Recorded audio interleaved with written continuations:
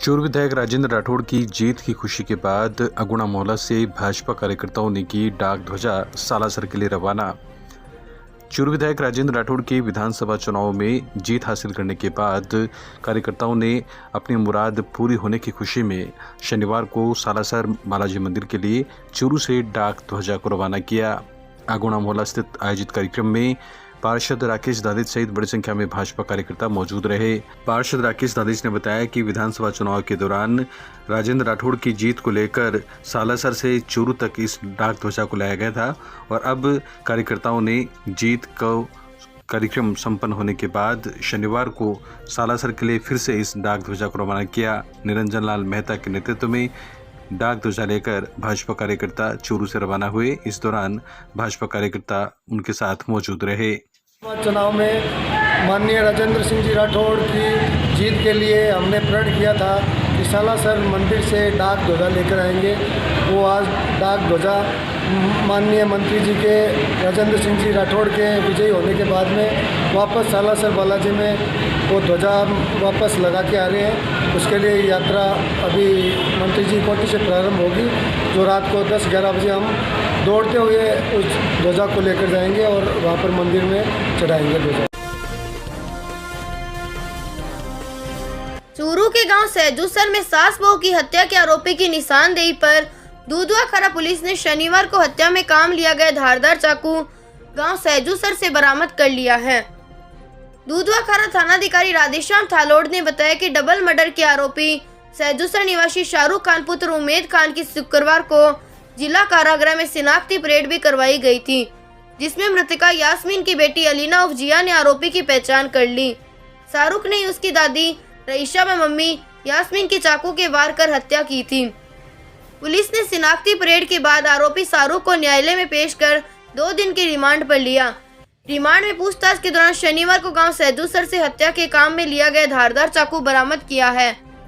आपको बता दें कि 4 अक्टूबर की देर रात गांव सहजूसर में बुद्धे खां के घर में चोरी की नियत से घुसे उसके छोटे भाई के बेटे आरोपी शाहरुख ने जाकर अपनी ही ताई रईसा और भाभी यास्मीन की चाकू से ताबड़तोड़ वार कर नशंस हत्या कर दी थी।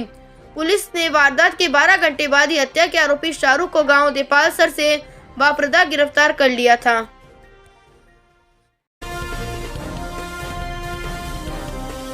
लखीमपुर खीरी की घटना को लेकर संयुक्त किसान मोर्चा ने जताया विरोध, पुतला दहन कर किया प्रदर्शन।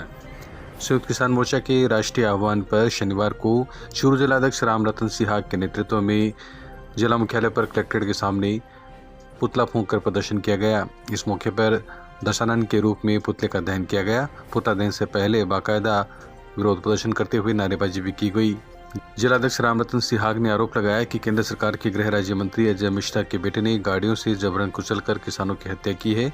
उसको जेल भेजने और मंत्री के पद से इस्तीफा देने को लेकर आज किसानों ने पुतले का दहन किया है। इस मौके पर भारतीय किसान यूनियन के उमाराम चौधरी, राम कुमार मेघवाल, मंगना राम, मनीष खटीक, विमल सारस्वत, बालूराम प्रजापत, पार्षद गिरधारी लाल, रामेश्वर नायक, कृष्णाराम बाबल, देवकरण, सतवीर बेनीवाल, अमर सिंह, जितेंद्र, सुभाष, सुशील, मोहन राम, महेंद्र सिहाग सहित अनेक लोग मौजूद थे। संयुक्त किसान मोर्चा के राष्ट्रीय निर्देशानुसार तीनों कृषि कानूनों को लेकर के तथा एमएसपी को लागू करने के लिए किसान आंदोलनरत है लगातार 11 महीने से। इस आंदोलन को कुचलने के लिए केंद्र सरकार के केंद्रीय गृह राज्य मंत्री के बेटे ने लखीमपुर खीरी के अंदर किसानों को कुचला किसानों को जान से मौत के घाट उतार दिया, जिसका संपूर्ण देश में भयंकर विरोध है। इसी विरोध के क्रम में संयुक्त किसान मोर्चा के अनुसार केंद्र सरकार के मुखिया नरेंद्र मोदी, गृह मंत्री और उसकी टीम के सारे लोग, जिनका आज हम दशहरे में रावण का दहन किया जाता है, उसी प्रकार नरेंद्र मोदी के और उसकी टीम का आज हम जिला कलेक्ट्रेट के सामने दहन कर रहे हैं। किसान इसके पुतले को जला करके ये संदेश देना चाह रहे हैं कि आप लखीमपुर कांड के अंदर जिन किसानों को कुचल के मारा है उनके साथ न्याय किया जाए, तीनों काले कानून वापस लिए जाएं तथा एमएसपी को कानून का रूप दिया जाए। इस हेतु आज हमने ये कार्यक्रम किया। सुजानगढ़ छापर रेलवे ट्रैक पर रेल फाटक के पास सवारी गाड़ी के आगे आने से बुजुर्ग परमानंद पुत्र दानाराम शर्मा निवासी गांव चाड़वास की मौत हो गई। सूचना पर आरपीएफ के कांस्टेबल जयसिंह मेरडा व टीम हारे का सारा, संयोजक श्याम स्वर्णकार, नवरत्न बिजरानिया, सोनू प्रजापत आदि पहुंचे। मौके पर एक डायरी पड़ी हुई थी जिस पर मृतक का नाम लिखा था और एक बैग टाइप कपड़ा भी बरामद हुआ है। मामला जीआरपी रतनगढ़ का होने के कारण वहां से head constable Jagdish, head constable Yusuf Khan, Kuldeep Punia अस्पताल पहुंचे। पोस्टमार्टम परिजनों के बाहर होने की वजह से नहीं हो पाया। शनिवार को परिजनों की रिपोर्ट के आधार पर जीआरपी आगामी कार्रवाई करेगी।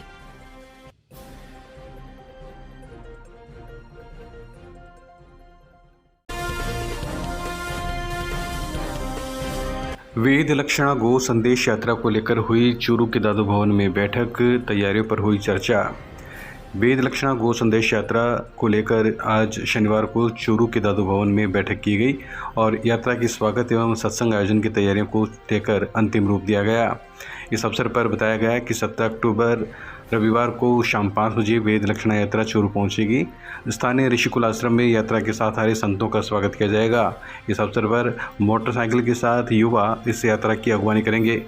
जिला गौशाला संघ के अध्यक्ष विमल सारस्वत ने बताया कि गौ ऋषि स्वामी दत्ताशरणनाथ महाराज के सानिध्य में चूरू आ रही इस यात्रा का जगह जगह स्वागत किया जाएगा। इस अवसर पर दादाबाड़ी में रात 8:15 बजे संगोष्ठी होगी और प्रभात फेरी, हनुमानगढ़ी में यज्ञ आदि का आयोजन भी किया जाएगा। इसके बाद 18 अक्टूबर सोमवार को प्रातः 6 बजे प्रभात फेरी निकाली जाएगी। प्रभात फेरी के साथ ही मार्गों की सफाई कर पॉलीथिन मुक्त क्षेत्र अभियान का शुभारंभ किया जाएगा। सोमवार को सुबह 8 बजे हनुमानगढ़ी गौ सेवा धाम में गौनंदी पूजन महायज्ञ होगा। इसी दिन प्रातः 11 बजे दादाबाड़ी में वेद लक्षणा गो महिमा सत्संग सभा होगी जिसमें संतों के प्रवचन होंगे। बैठक में सुरेश बजाज, सुशील बजाज, सुधाकर सैल, सुनील सरावगी, रामावतार लोहिया, महेश गौड़, श्रीराम पिपलवा, शैलेंद्र शर्मा, रविशंकर जोशी, महेश मिश्रा, योगेश गौड़, कालू महर्षि, सुरेंद्र बावलिया, हेमंत व्यास सहित अनेक लोग मौजूद थे। साय 5 बजे वेद लक्षणा गो संदेश यात्रा का आगमन चूरू में हो रहा है। चूरू जनपद में एक विशेष उमंग उत्साह की लहर दौड़ रही है और उनका आगमन करने के लिए चूरू जनपद रामनगर तेराए से उनको लेंगे और एक बाइक रैली के स्वरूप में ऋषि स्कूल ब्रह्मचार्य आश्रम में, जहां पहले सबसे पहले उनका अभिनंदन होगा और वहां से बाजार होते हुए ये रैली दादाबाड़ी पहुंचेगी। दादाबाड़ी में शाम को 8 बजे प्रबुद्ध जनों को उद्बोधित करेंगे दत्त शरणानंद जी महाराज और प्रातः 6 बजे प्रभात फेरी का कार्यक्रम होगा जिसमें सभी गो भक्त उनके सानिध्य में पॉलीथीन मुक्त अभियान के अंतर्गत वो पदयात्रा करेंगे और कार्य करेंगे सफाई का। तत्पश्चात 8 बजे गो यज्ञ का कार्यक्रम हनुमानगढ़ी गो सेवा धाम में होगा। उसके पश्चात 11 बजे चूरू जिले के समस्त गौशालाओं के गौ संचालक व गो भक्तों का वो उद्बोधित करेंगे संत एवं महाराज श्री दत्त शरणानंद जी। तत्पश्चात प्रसाद का कार्यक्रम से मेरा आग्रह है कि अधिकतम संख्या में पहुंचकर उनके सानिध्य का लाभ लें। रतनगढ़ में नेशनल हाईवे 11 पर बाइक स्लिप होने से बाइक पर सवार 2 युवक गंभीर घायल हो गए। प्राप्त जानकारी के अनुसार टीडीएसर टोल नाका के पास बाइक स्लिप हो गई, जिससे गांव सांगासर निवासी 32 वर्षीय राकेश नाई एवं 26 वर्षीय आनंद कुमार घायल हो गए। दोनों घायलों को रतनगढ़ के राजकीय चिकित्सालय पहुंचाया गया, जहां पर चिकित्सकों ने प्राथमिक उपचार कर उन्हें बीकानेर रेफर कर दिया। दोनों युवक रतनगढ़ से गांव कादिया जा रहे थे। इसी दौरान टोल नाका के पास बाइक का संतुलन बिगड़ गया, जिससे दोनों सड़क पर गिर गए। दोनों युवकों की हालत गंभीर बताई जा रही है, जिन्होंने चिकित्सकों ने रेफर कर दिया।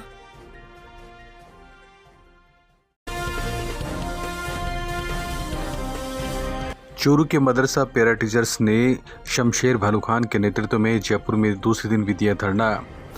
राजस्थान मदरसा पैरा टीचर्स राजीव गांधी पाठशाला पैरा टीचर्स शिक्षाकर्मी के संयुक्त तत्वाधान में शहीद स्मारक जयपुर में अनिश्चितकालीन धरने का आज दूसरा दिन जारी रहा। संयुक्त संघ समिति के तत्वावधान में शनिवार को कोटा जिला और मालपुर टोंक के राजीव गांधी पैरा टीचर, शिक्षाकर्मी और मदरसा पैरा टीचर ने मिलकर राजस्थान सरकार के खिलाफ अपना आवाज़ बुलंद करते हुए विरोध जताया। इस मौके पर बड़ी तादाद में पहुंचे संविदा कर्मियों ने प्रस्ताव पारित कर नियमित करने की मांग की। चूरू निवासी शमशेर बालू खान ने बताया कि खम्बाराम चौधरी, आजम खान पठान, नदीम सिद्दीकी, इमरान खान दोसा, अनवार खान, परवीन, सलमा बानो, शाना बानो, महावीर प्रसाद, इरशाद खान सहित अनेक लोग संयुक्त संघर्ष समिति में शामिल है। शमशेर बालू खान चूरू ने बताया कि जब तक उनकी मांग नहीं मानी जाती तब तक उनका धरना प्रदर्शन जारी रहेगा। पालिका अध्यक्ष ने व्यापारियों के साथ किया बिसाऊ बाजार का दौरा। दीपावली तक सफाई रोशनी को दुरुस्त करने का दिया आश्वासन। संयुक्त व्यापार महासंघ बिसाऊ की मांग पर शनिवार को पालिका अध्यक्ष मुश्ताक अली ने मुख्य बाजार का दौरा कर व्यापारियों की विभिन्न समस्याओं का समय पर निस्तारण करने का आश्वासन दिया। महासंघ के राजीव क्याल, रमाकांत आर्य, पार्षद एवं व्यापारी नेमीचंद खटीक, संजय पोदार आदि के साथ पालिका अध्यक्ष ने रामलीला चौक स्थित कई दुकानदारों से मिलकर व्यवस्थाओं का जायजा लिया। पालिका अध्यक्ष ने बताया कि महासंघ की मांग पर दौरा कर छोटी मोटी समस्याओं की जानकारी मिली है। दीपावली से पहले कस्बे के मुख्य बाजार व गली मोहल्लों में आवश्यकता अनुसार स्ट्रीट लाइट लगाई जाएगी। वहीं दुकानदारों को गीले व सूखे कचरे के लिए कचरा पात्र दिए जाएंगे।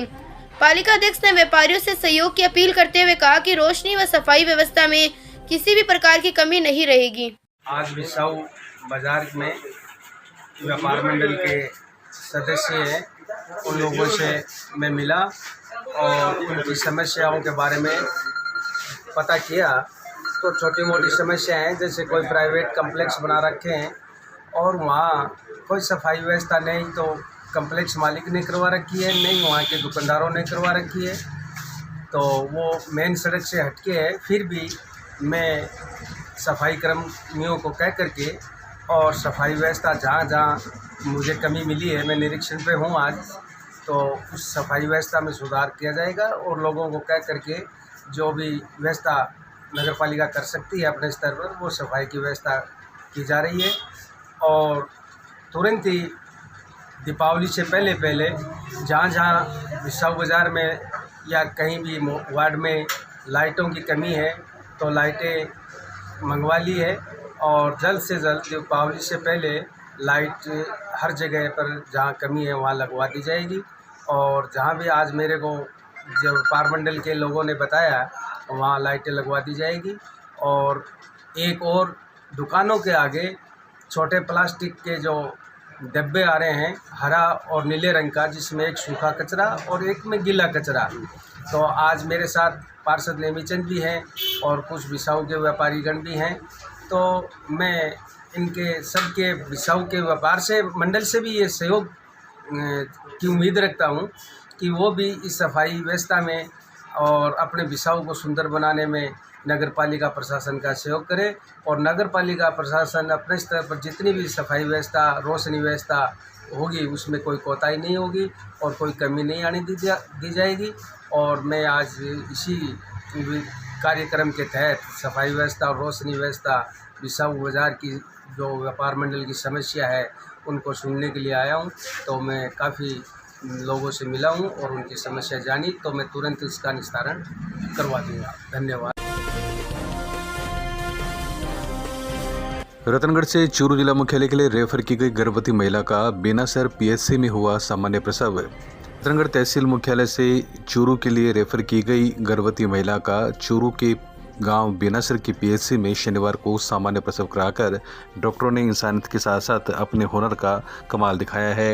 एएनएम संघ की जिलाध्यक्ष बालाबाई राठौड़ ने बताया कि हाई रिस्क होने के बावजूद जच्चा और बच्चा की सलामती को लेकर अस्पताल की सिस्टर सुनीता भूरिया और डॉक्टर सतपाल मीणा ने अपना हौसला दिखाते हुए महिला का प्रसव कराया और सामान्य प्रसव होने के बाद जच्चा बच्चा दोनों सामान्य हालत में है। जबकि इसी महिला को रतनगढ़ से चूरू के लिए हाई रिस्क मानते हुए रेफर किया गया था और डिलीवरी रतनगढ़ से रेफर होने के बावजूद बेनासर के सामान्य पीएचसी में उसका सामान्य प्रसव करवाया गया।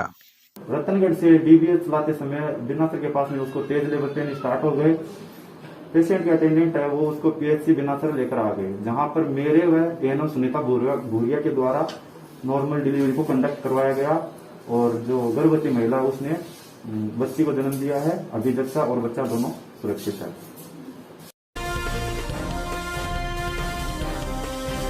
कस्बे की मूक रामलीला में 10वें दिन मेघनाथ वध की लीला दिखाई गई।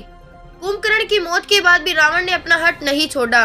उसने अपने पुत्र मेघनाथ को फिर से युद्ध भूमि में भेजा, जहाँ लक्ष्मण के साथ उसका युद्ध होता है। लेकिन मेघनाथ राम जी की सेना को नागपाश में बांध लेता है। गरुड़ देवता के आगे नागपाश भी विफल हो गया।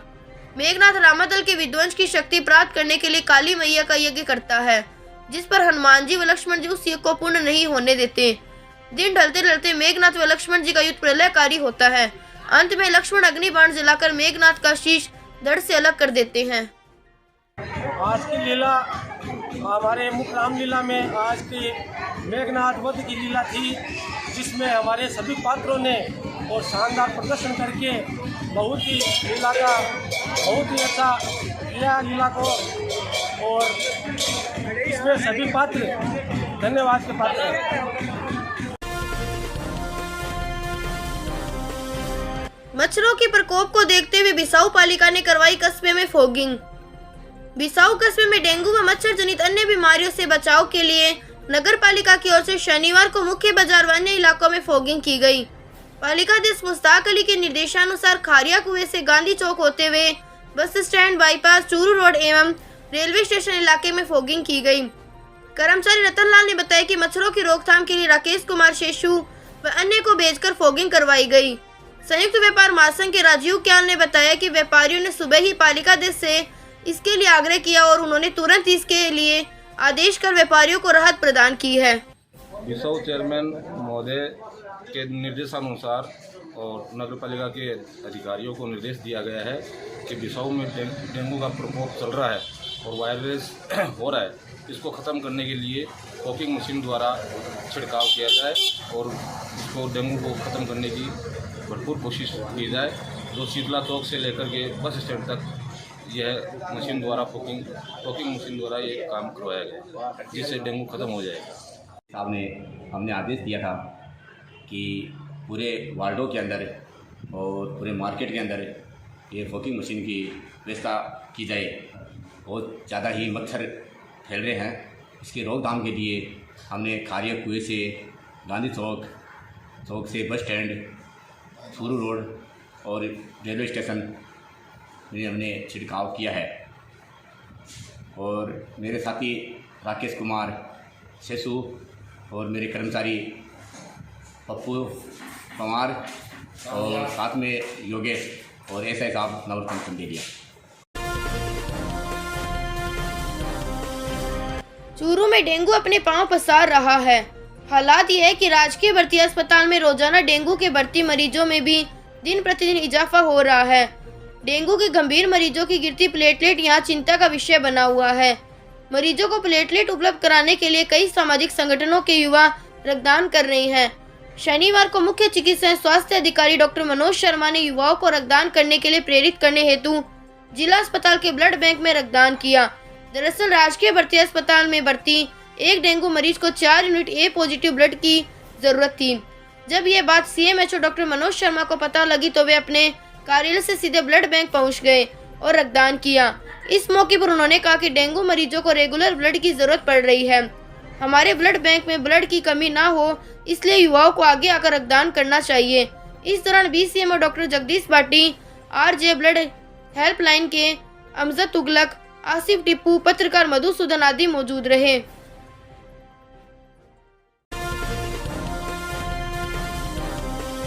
बिसाऊ कस्बे में पेट्रोल पंप के पास अज्ञात वाहन की टक्कर से बैलगाड़ी सवार देवर भाभी घायल। बिसाऊ कस्बे में चूरू रोड पर शनिवार रात अज्ञात वाहन की टक्कर से बैलगाड़ी में सवार एक महिला सहित 2 जने घायल हो गए। थानाधिकारी कमलेश कुमार ने बताया कि चूरू रोड पर पेट्रोल पंप के पास दुर्घटना की सूचना के बाद हेड कांस्टेबल हजारी लाल व सिपाही रोहितास मौके पर पहुंचे।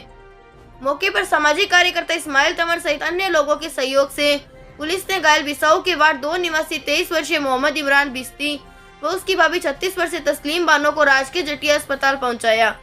हेड कांस्टेबल ओम प्रकाश ने बताया कि दोनों घायल अपने खेत से बैलगाड़ी से आ रहे थे। चूरू रोड पर पेट्रोल पंप के पास किसी अज्ञात वाहन ने टक्कर मार दी।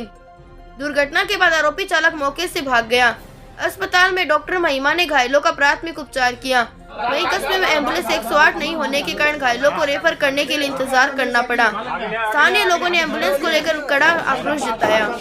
जो मेरे पास कॉल आया कि जो इमरान बिश्ती है और उनके घर वाले हैं रोज़मर्रा की तरह अपनी बैलगाड़ी से खेत से आ रहे थे। पीछे से किसी कार वाले ने, किसी i20 है, कौन सी गाड़ी है, उसने टक्कर मार दी। टक्कर मारने के बाद रुके भी नहीं, वहाँ से भाग गए।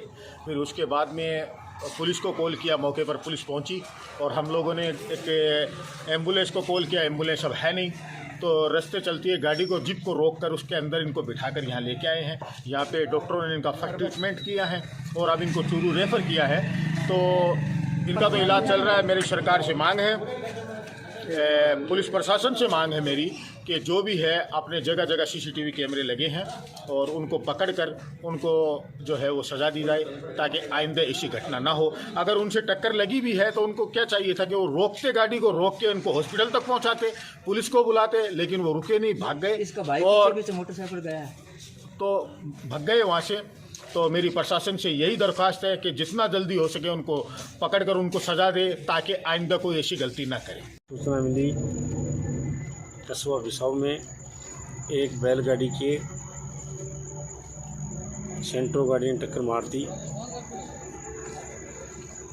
2 चोट लगी है, हॉस्पिटल में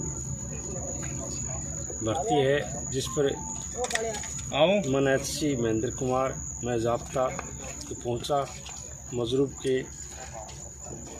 इलाज करवाया, बाद इलाज डॉक्टर साहब ने चूरू रेफर कर दिया। हम 108 एम्बुलेंस में बैठाकर रवाना चूरू के लिए किया गया। ग्रामीण खेलकूद प्रतियोगिता के लिए ऑफलाइन व ऑनलाइन रजिस्ट्रेशन तारीख 15 अक्टूबर से बढ़ाकर 31 अक्टूबर कर दी गई है। जिला खेल अधिकारी सरस्वती मुंडे ने शनिवार को बताया कि राजस्थान ग्रामीण ओलंपिक्स खेलों में भाग लेने के इच्छुक ग्रामीण खिलाड़ी इन खेलों के लिए विशेष तौर पर लॉन्च किए गए ऐप राजस्थान ग्रामीण ओलंपिक्स खेल पर अपना रजिस्ट्रेशन करा सकते हैं। इसके अलावा संबंधित ग्राम पंचायत के ग्राम विकास अधिकारी या लिपिक के पास ऑफलाइन पंजीकरण भी करवाया जा सकता है। प्रतियोगिता में भाग लेने के लिए उम्र की कोई सीमा नहीं है। उन्होंने बताया कि इन खेलों में kabaddi, shooting, volleyball, tennis ball, cricket, kho kho, volleyball और हॉकी को सम्मिलित किया गया है। प्रत्येक ग्राम पंचायत में सम्मिलित सभी राजस्व गाँव की टीम बनाई जाएगी तथा ग्राम पंचायत स्तर पर विजेता टीम ब्लॉक स्तर पर विजेता टीम जिला स्तर पर विजेता टीम राज्य स्तर पर खेलेगी।